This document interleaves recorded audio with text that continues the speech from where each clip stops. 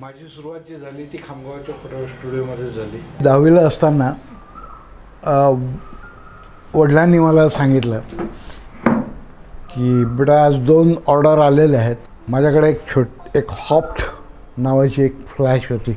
रोलीफ्लॅक्स कॅमेऱ्याचं वजन आणि एवढं मोठं वजन ते हॉप्ट असे कॅमेरा वगैरे फोकस करून वगैरे फोटो चांगले आले. मग उत्कृष्ट फोटो आले. वडिलांनी पाठीवर थाप मारली. कॉलेज लाईफमध्ये फोटोग्राफी करताना अनेक नाटकांचे काही याचे इव्हेंट्सचे वगैरे फोटो मी काढायचो कॉलेज फंक्शनमध्ये. त्याचबरोबर मी स्वतःसुद्धा नाटकात वगैरे कामं करत होतो. NCCमध्ये काम करत होतो. माझा अंडर ऑफिसर होतो मी आणि मला कॅम्पसुद्धा पाठवलं होतं त्यांनी दार्जिलिंगला. त्यावेळेला मी रॉक क्लाइम्बिंग कॅम्पसाठी सिलेक्ट झालो होतो. त्याचबरोबर स्पोर्ट्समध्ये मी क्रिकेटमध्ये होतो. बॅडमिंटनचं कॅप्टन होतो. कोयनी आजारी होत्या इथे घाटीमध्ये म्हणून मी औरंगाबादला आलो त्यांना रक्त देण्यासाठी. मला त्या औरंगाबादची स्पीड जी होती रिक्षा हे ते ती खूप आवडली. खामगाव सोडलं आणि औरंगाबादला आलं. मछली खडकला माझा स्टुडिओ होता आणि त्या स्टुडिओमध्ये वैशिष्ट्य असं होतं की मी त्यावेळेला म्हणजे कन्व्हेन्शनल लाईट्स वगैरे असे न वापरता त्यावेळेला सुद्धा रिमोट फ्लॅशनीच फोटो काढत होतो. त्या काळामध्ये कुठेही फ्लॅशनी फोटो हा काढत नव्हता. मला सगळे फोटोग्राफर हसायचे, हे काय फ्लॅशनी फोटोग्राफी करतो. त्यावेळेला माझ्याकडे एक कॅमेरा होता. रिकॉर्डवर मी सुरू केलं होतं आणि एक रोलीफ्लॅक्स होता ज्याच्यामध्ये 16 एक्सपोजरला 32 एक्सपोजर केलं होतं. म्हणजे त्याच्या अर्ध्या फिल्ममध्ये मी फोटो काढत होतो. काही पुन्हा रिवाइंड करून बाकीचे 16 पुन्हा फोटो काढत होतो. असे 32 फोटोचा रोल मी डेव्हलप करायचा आणि प्रिंट करायचा. त्यावेळेला हे युनिक होतं. म्हणजे 32 फोटो हा काढू शकतो. त्यावेळेला 35mm कॅमेरा इंट्रोड्यूस झालेले नव्हते. 78मध्ये सगळ्यांचं होतं. एक लग्न झालं, बायको आली, मला स्टुडिओमध्ये सुद्धा मदत करत होती. 80मध्ये माझा मुलगा जन्माला आला आणि ही इज अ फोटोग्राफर. तर आज माझी 3rd जनरेशन आहे. फोटोग्राफीमध्ये एक फार मोठा स्पॅन असतो. आज मी माझी सुरुवात जी केलेली आहे औरंगाबादला आल्यावर गव्हर्मेंट इंजिनिअरिंग कॉलेजमध्ये दरवर्षी ग्रुप फोटो लागायचा. मग तो ग्रुप फोटोसाठी फील्ड कॅमेरा मी विकत घेतला. तो नसतो का कपडा वगैरे, काळा कपडा वगैरे डोक्यावर घेऊन काढतात.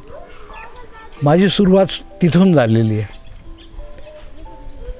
त्याच्यामध्ये फक्त 2 प्लेट्स असायच्या निगेटिव्हच्या. त्या प्लेट्स वेळेवर चेंज करायचो आणि सुरुवात म्हणाल तर तुम्ही तो पूर्णपणे मॅन्युअल कॅमेरा होता. फिल्म लोड करावं लागायची. इव्हन कॅमेरा फोल्ड होता तो स्टँडवर उभा करायचा, पूर्ण लावायचा. हे सगळं काम मी माझ्या हाताने करत होतो. आणि ग्रुप फोटो उत्कृष्ट यायचे. इंजिनिअरिंग कॉलेजला दरवर्षी माझ्याकडून एक ग्रुप फोटो काढून घ्यायचा. I was the first photographer. SLR camera औरंगाबादमध्ये आणला. त्याला 120चा जमाना होता. लोक म्हणायचे की आम्ही एवढा मोठा फॉर्मॅटवर फोटो काढतो, तू छोट्याशा फिल्मवर फोटो काढतो, ते कसं काय जमते तुला, त्याला फिनिशिंग वगैरे कसं करतो तू. मी तेही करून दाखवलं होतं. माझी कॉम्पिटिशन माझ्याशी होती पण फोटोग्राफरला ते आश्चर्य वाटलं. मी एक 35mm पॅनोरॉमिक कॅमेरा घेतला होता जो 160 डिग्रीज कव्हर करेल.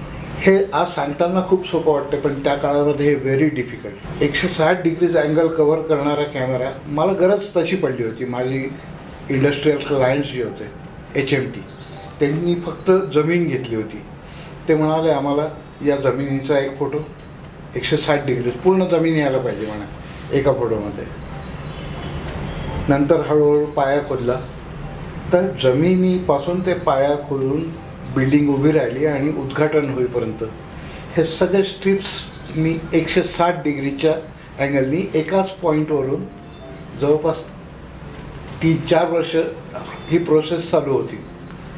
आजही HMT कंपनीमध्ये ते सगळे फोटो लागलेले आहेत. ब्लॅक अँड व्हाईटच्या जमान्यामध्ये जे काम होतं म्हणजे एक्सपोज तुम्ही करायचं, डेव्हलप तुम्ही करायचं आणि प्रिंटसुद्धा तुम्ही करायचे. 20 इंची 40 इंची ज्यावेळेला मी एनलार्जमेंट करत होतो त्यावेळेला मी कंप्लीट स्टुडिओ वापरायचो. रात्री 9-10 वाजता स्टुडिओ बंद झाल्यावर माझा स्टुडिओ म्हणजे हे डार्क रूम करायचो आणि बाहेर प्रिंट करायचो. मी केमिकलसुद्धा स्वतः तयार करायचो. जे डेव्हलपर वगैरे होते रेडीमेड डेव्हलपर मी वापरत नव्हतो. माझा अल्ट्रा फाईन ग्रेन डेव्हलपमेंट होतं कारण मी 35 mm वापरत होतो. या 35 mm फिल्मला जवळपास 20 मिनटाचं डेव्हलपिंग मी करत होतो आणि it was very transparent. Thin अशी निगेटिव्ह तयार व्हायची. त्यावेळेला त्याच्यावर ग्रेन्स येत नव्हते. त्या काळात मी मराठवाडा प्रेसचा फोटोग्राफर होतो. अजिंठा प्रेसचं सुद्धा भरपूर काम केलेलं आहे. लोकमत ज्यावेळेला औरंगाबादला स्थापन व्हायचं होतं बाबासाहेब दळवींनी की तू आमचं लोकमत स्थापन होतं आहे, तू येशील का आमच्याकडे फोटोग्राफी करायला, उद्घाटनाची फोटोग्राफी करायची आहे. म्हटलं हो मी करेल. त्यावेळेला राजन बाबूंनी सुद्धा माझा इंटरव्ह्यू घेतला होता. कॅमेरा कुठला आहे काय काय. आणि उद्घाटनाच्या दिवशी अंतुले साहेब आले होते, मुख्यमंत्री होते. ते एअरपोर्टपासून त्यांना कव्हर करायला उद्घाटनाचा फोटो माझ्या हातचा आहे.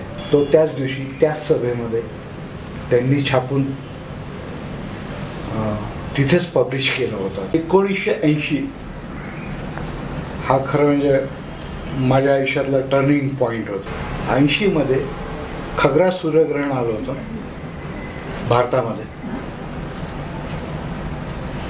माझे मोठे भाऊ हे कायम म्हणजे त्यांना सायंटिफिक याच्यामध्ये वगैरे ओढ असल्यामुळे मग ग्रहणाला जायचं, ते फोटोग्राफी करायची. आपल्याजवळ तर काही लेन्सेस नाही आहेत मोठे मोठे. फक्त एक निकॉनचा लेन्स होता, एक वाईड अँगल लेन्स होता. वाईड अँगल ॲडॉप्टर लावून वाईड अँगल लेन्स कॅमेराला उलटा बसवला. त्यानंतर एक सिलेंडर ॲल्युमिनियमचं तयार करून घेतला ITIमधून. त्याच्या पुढे त्यांनी तो टेलिस्कोपिक लेन्स लावला. आमच्या कॅमेरा वगैरे आम्ही गेलो आणि लावला. तिथे आम्हाला जे मिळाले अप्रतिम डायमंड रिंग ज्याला म्हणतात ती आम्हाला मिळालेली आहे. आम्ही स्टील फोटो काढले, व्हिडिओ काढला आणि एक हिऱ्याची अंगठी म्हणजे पूर्ण खग्रास ग्रहण चालू असताना सूर्याचा एक कण फक्त राहतो त्यावेळेला जो डायमंड फॉर्म होतो पूर्ण डायमंड रिंग आम्हाला मिळालेली आहे. It is a biggest achievement in our life. फार मोठी अचिव्हमेंट. कारण आम्ही तयार केलेल्या लेन्सेसमधून आम्ही स्वतः जाऊन फोटो काढून डायमंड रिंगसारखी, त्यानंतर सूर्याच्या भोवती असणाऱ्या बेलीज बीडसुद्धा आम्हाला. तर एक फोटोग्राफर्सची हाऊस, एक जिद्द. मी माझा ग्रहणाचा फोटो काढणार, माझा मी पाहणार आणि ज्याला पाहिजे त्याला घेऊन जा. पेपरला दिला. खग्रास सूर्यग्रहणावरून आल्यानंतर आम्ही ती फिल्म काढली होती ग्रहणाची. अतिशय उत्कृष्ट त्यात डायमंड रिंग वगैरे होती. माझी अशी इच्छा होती की त्याला काहीतरी कॉमेंट्री वगैरे द्यावं, म्युझिक द्यावं. आमचे सर्व कुमार देशमुख यांना ती फिल्म दाखवली आणि त्यांनी कबूल केलं की मी याला कॉमेंट्री देतो, म्युझिक देतो. आणि त्यांनी त्यांचा आवाज लावला. 16 फेब्रुवारी 1980 स्थान गदग हे म्हटल्यावर अक्षरशः अंगावर काटा असं त्या कुमारच्या आवाजामध्ये जादू होती. आणि म्हटलं यार हे तर कमाल केली या माणसानी. आणि त्याला बॅकग्राऊंड म्युझिक वगैरे देऊन ती फिल्म अप्रतिम झाली. 5च मिनिटाची होती. मीटिंग ठरवली कुमार देशमुख, डॉक्टर आलोक चौधरी वगैरे सगळे मिळून आणि आमचे मोठे भाऊ बाळासाहेब खेकाळे यांना खामगावून बोलावून घेतलं. आणि सोनेरी डोक्याचा मासा ही फिल्म करावी असं आम्हाला त्याच्यामध्ये आम्ही ठरवलं. हे जे लोकेशन आहे इथं आम्ही सोनेरी डोक्याच्या माशामध्ये एक उंच चेचकी केली होती. एक शेकोटी पेटून थंडगारचं सुद्धा शूटिंग आम्ही याच लोकेशनवर केलं होतं. या लोकेशनवर आल्यानंतर आमचे डायरेक्टर कुमार देशमुख, डॉक्टर आलोक चौधरी, वसंत दातार, राजा झांबो म्हणून प्रकाश देवानी काम केलं होतं. या सगळ्या लोकांच्या आठवणी पूर्णपणे जागृत होत आहेत. आणि मुर्डेश्वरला आम्ही 3-4 दिवस शूटिंग केलेलं आहे. इथे त्यावेळेला यायच्या सोयी नव्हत्या. ट्रॅक्टरमध्ये बसून आम्ही आलो होतो सगळेजण. अतिशय खडतर प्रवास होता, रस्तासुद्धा बरोबर नव्हता आणि इथे खाण्याची वगैरे तशी काहीच सोय नव्हती. पण 4 दिवस आमच्या कंप्लीट युनिटने इथे डेडिकेशनने काम केलं. सुपर 8 mm त्या फिल्ममध्येच बाजूला साऊंड ट्रॅक होता, मॅग्नेटिक साऊंड होता. ती डायरेक्ट ट्रान्सपरन्सी होती, म्हणजे कलर फिल्म तीच होती. 16 mm वगैरे त्याचा साऊंड वेगळा असायचा. या फिल्मवरच साऊंड होता. या परिस्थितीमध्ये आम्ही त्याचं एडिटिंग केलं, सोनेरी डोक्याचं मासं. ॲक्च्युअली कात्रीनी कापायची आणि ती सिमेंटने ती फिल्म जोडायची हा उद्योग होता. 2.5 तासाच्या फिल्ममध्ये हा उद्योग आम्ही पूर्ण केलेला आहे. त्यात 5 गाणी होती, कलर, डान्स होते, मोराचा डान्स होता, झांबोराजाचे डान्स होते.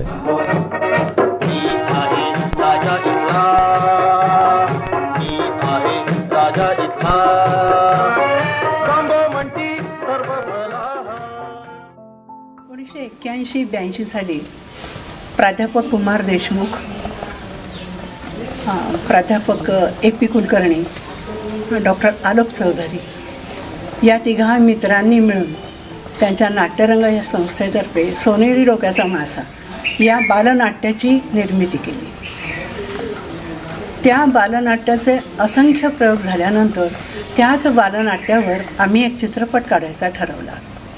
आणि तो चित्रपट निर्माण करताना आमचे अतिशय जवळचे स्नेहित आणि एक निष्णात फोटोग्राफर, कॅमेरामन प्राध्यापक कुमार खेकाळे यांचा आम्हाला कायमचा सहवास लाभला. रादर ते जर नसते तर ही फिल्म उत्तम प्रकारे झालीच नसती असं मला वाटतं. पुढे माझ्याकडे विद्यार्थी यायचे. स्टुडिओ माझा ऑन रोड होता, म्हणजे गव्हर्नमेंट स्कूल ऑफ आर्ट्स वरून जे मुलं यायचे ते माझ्या स्टुडिओ समोरून जायचे. ते वर भेटायला यायचे माझ्याकडे, त्यावेळेचे अनेक विद्यार्थी. त्यातून काही विद्यार्थ्यांना मी माझ्याकडे आजपर्यंत माझ्याकडे 35 विद्यार्थी मी तयार केलेले. 35 विद्यार्थ्यांनी आपापले स्टुडिओ लावले. मला असिस्टंट म्हणूनही मिळायचे, मी त्यांना ट्रेनिंगही द्यायचो, प्लस वर रेम्युनेशन द्यायचो. त्याच्यामध्ये काही नावं घेण्यासारखे आहे. सचिन गोडसे, अण्णा जाधव आहेत, श्याम शेवाळे आहेत, नरेंद्र लोंढे माझ्याकडे स्टुडिओमध्ये काम करायचे. एक तन्वीर म्हणून, एक रुबेन म्हणून, दत्तू गाडे आणि काहळेकर असे हे 2 नावं मी पुन्हा त्या विद्यार्थ्यांमध्ये जोडू शकतो. उभं काय करून मला असे वेगवेगळे ते प्रश्न सांगतात. बाबाशाही कसं करायचं, वेगवेगळ्या त्या लोकांकडून कसं बोलायचं, कसं वागायचं, शटर स्पीड, टेटर फील्ड आणि प्रत्येक वेगवेगळ्यात लाईट कसं ॲक्टिंग, वेगवेगळ्यात बॅकग्राऊंड कसं करायचं, मेकअप कसं लावायचं, ते वेगवेगळं करून टाकून. जेव्हा आम्ही स्वतः इथे घरीच स्टुडिओ सुरू करायचा निर्णय घेतला तेव्हा कॅमेरा कोणता घ्यावा, लाईट्स कसे असावेत, सगळी आम्हाला माहिती आणि बारकावे हे कुमार सरांनी दिले.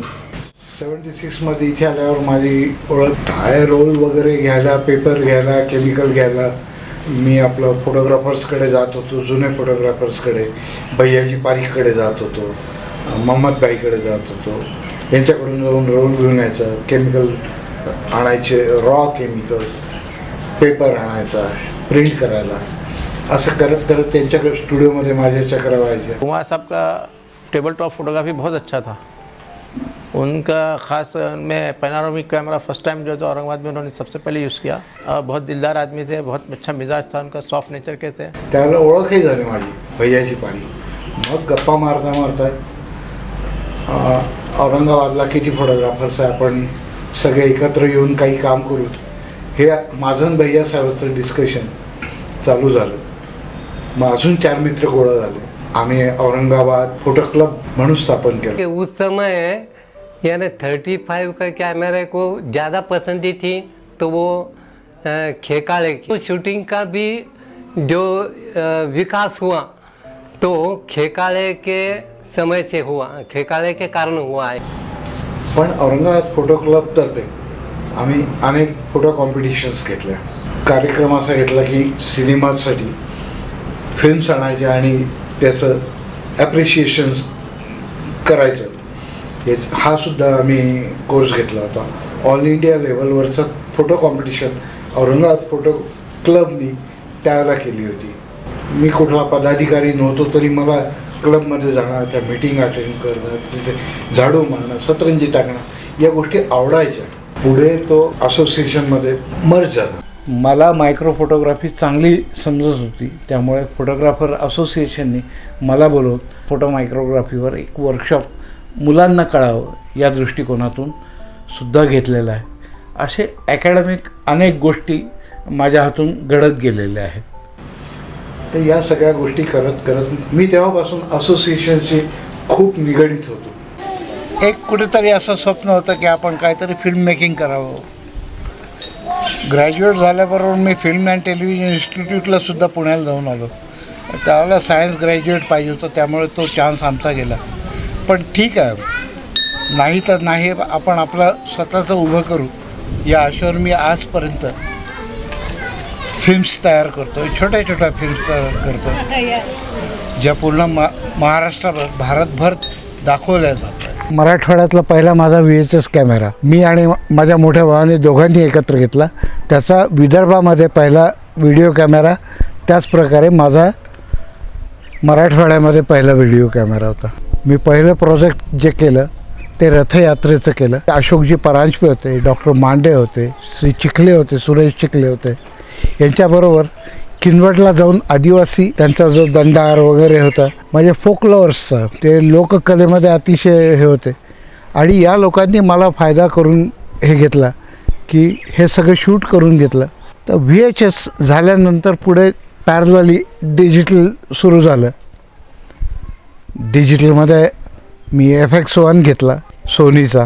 त्याच्यावर 5-10 वर्ष काम केल्यानंतर आज जो आहे तो 4K हा डिजिटल व्हिडिओ कॅमेरा माझ्याकडे आहे, जो आज TV वगैरे चालतो. या 5-10 वर्षामध्ये दूरदर्शनसाठी म्हणजे एक जिद्द मालिका, त्यानंतर झेप मालिका आणि आता एक सिरियल चालू आहे कलश लाखाचा फिल्म मी तयार करतो आहे. 8 एपिसोड शूट झालेले आहेत. त्याचे 26 एपिसोड जवळपास होणार आहे. ज्याला इंडस्ट्रियल फोटोग्राफी करायचो त्याला मीडियम फॉर्मॅटची गरज मला पडत होती. 120वर स्लाइड्स मी काढत होतो आणि त्यासाठी मी जगप्रसिद्ध असा हेझलब्लाड कॅमेरा घेतला होता, जो फुल्ली मॅन्युअल होता. त्या कॅमेऱ्याचं वैशिष्ट्य असं की मीडियम फॉर्मॅट 120ची फिल्म त्यात लागायची आणि त्यावर मी 120 स्लाइड्स काढत होतो. मी निगेटिव्ह फिल्म रोलवरून ज्यावेळेला डिजिटलवर शिफ्ट व्हायचं ठरवलं त्यावेळेला मी माझे मित्र किशोर निकम सिंगापूरला गेलो व तिथून फुजी S1 नावाचा डिजिटल SLR कॅमेरा आम्ही घेऊन आलो होतो. त्यामुळे औरंगाबादला पहिला डिजिटल SLR कॅमेरा माझे मित्र किशोर निकम आणि माझ्याकडेच होता. 1991मध्ये हा जो स्टुडिओ आहे ही जागा विकत घेतली मी. स्टुडिओची 10x15च आहे, पण माझं स्वतःचा मी स्टुडिओ सुरू केला. 91मध्ये असे फार कन्सेप्शियल लेवलवर फोटोग्राफी करणारे फोटोग्राफर्स नव्हते. मी कन्सेप्ट डेव्हलप केला की आपला studio will be for kids, फक्त लहान मुलांसाठी हा स्टुडिओ असेल. आणि मी तो स्टुडिओ प्रतिमा फॉर किड्स या नावानं सुरू केला. आणि लहान मुलांचे फोटो काढण्यामध्ये मला जो आनंद मिळत होता तो वेगळाच होता. दिवसभर इंडस्ट्रियल फोटोग्राफी करून संध्याकाळी मी लहान मुलांना बोलवत होतो. त्यांचे वेगळे वेगळे मूड्स, नॅचरल मूड्स हे टिपत होतो, लोकांनाही ते ॲप्रिशिएट होत होतं. आणि अशा प्रकारे माझी किड्स फोटोग्राफी ही अजूनही सुरू आहे. ज्यावेळेला कलर फोटोचा जमाना आला त्यावेळेला I was introduce in a seed industry.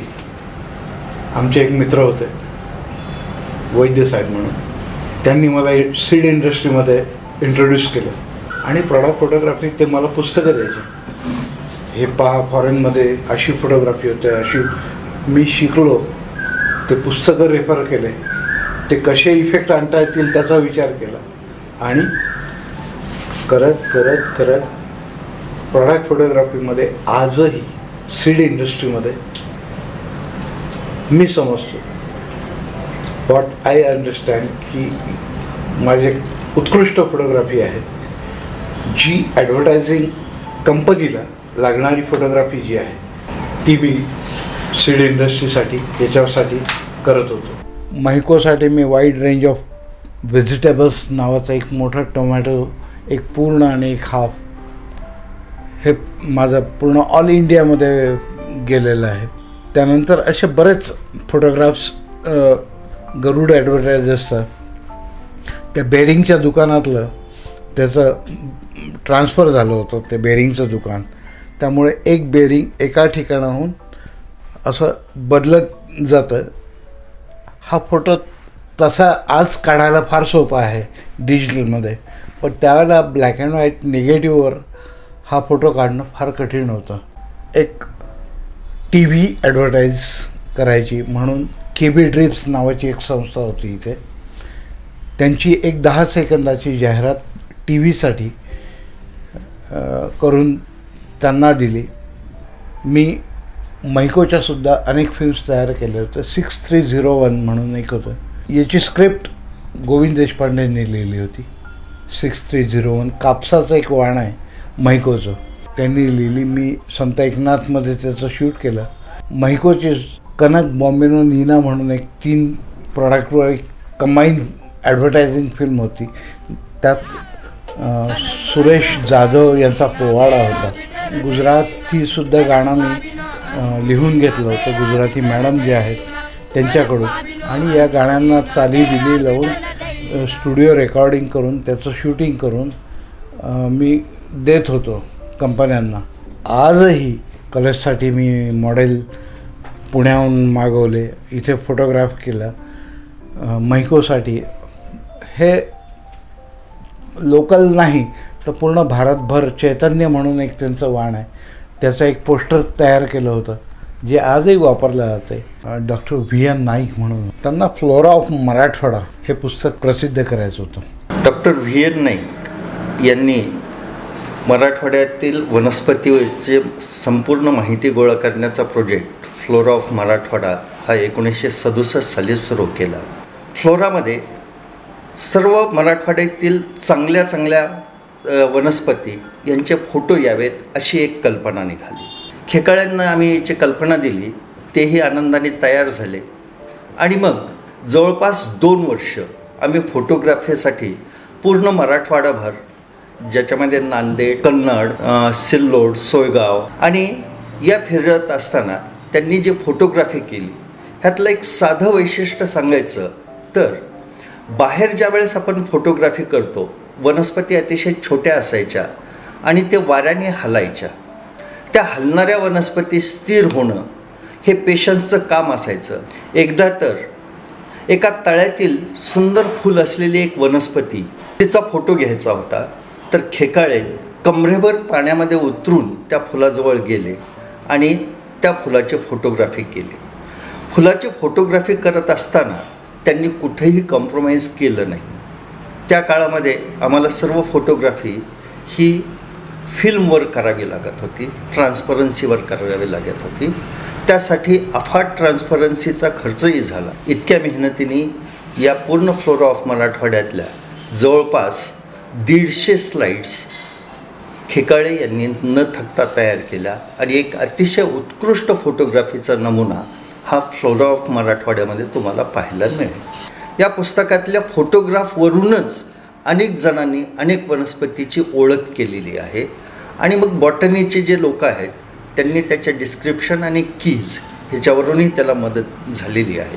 सामान्य माणसालासुद्धा या वनस्पती ओळखता येऊ शकतील इतकी फोटोग्राफी ही अचूक आणि चांगली झालेली आहे आणि या सर्वाचं श्रेय पुन्हा कुमार खेकाळे यांनाच जातं. हे करत असतानाच त्यांनी मला एक प्रोजेक्ट दिला होता. फ्लोरा ऑफ मराठवाड्यासाठी तू जे फोटोग्राफी करतो त्याच्यासाठी जंगलात हिंडतो, त्याचबरोबर तू मेडिसिनल प्लॅन्ट आयुर्वेदाच्या दृष्टीने मी लिस्ट देतो, त्या झाडांचे फोटो काढ आणि तुझ्याजवळ कलेक्शन म्हणून ते राहू दे. पुढे असा योग आला की नांदेड आयुर्वेद कॉलेजमध्ये त्यांना 200 आयुर्वेद मेडिसिनल प्लॅन्टचे फोटो हवे होते.